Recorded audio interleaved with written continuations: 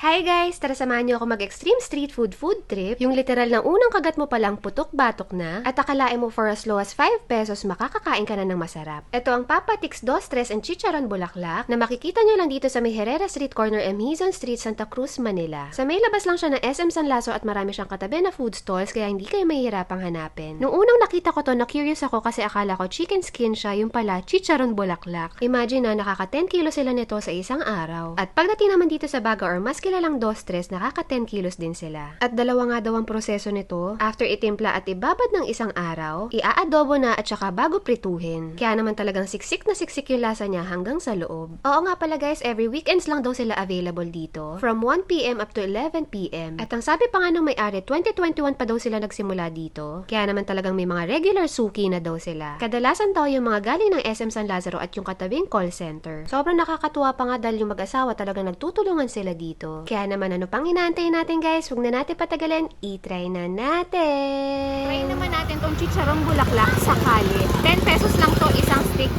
Try natin. Ngayon ko lang nakita to dito. Ngayon lang ako nakakita ng Chicharon Bulaklak sa Kali. 10 piso lang, imagine guys.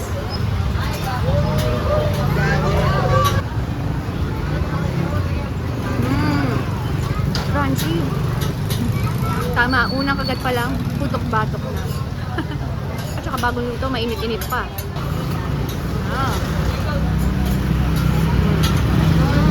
Take note, yung suka nila, sobrang panalo. Bagay na bagay. Ito naman yung Dos Tres nila kung tawagin. 5 piso isang order. Ito yung baga nila. Imagine ninyo, 24 hours nakababad to. At dalawa yung proseso niya. Pagkatapos mong adobohin, tsaka mo siya ipiprito. Kaya imagine ninyo na lang kung anong lasa niya, diba? Try muna natin ang walang suka.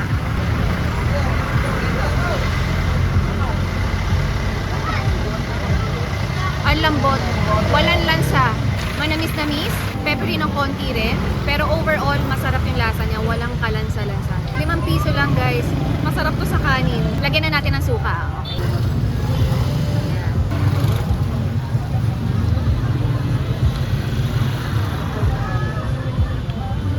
Ang sarap niya guys, swear. Ang linis ng lasa niya, at wala kang malalasaang lansa.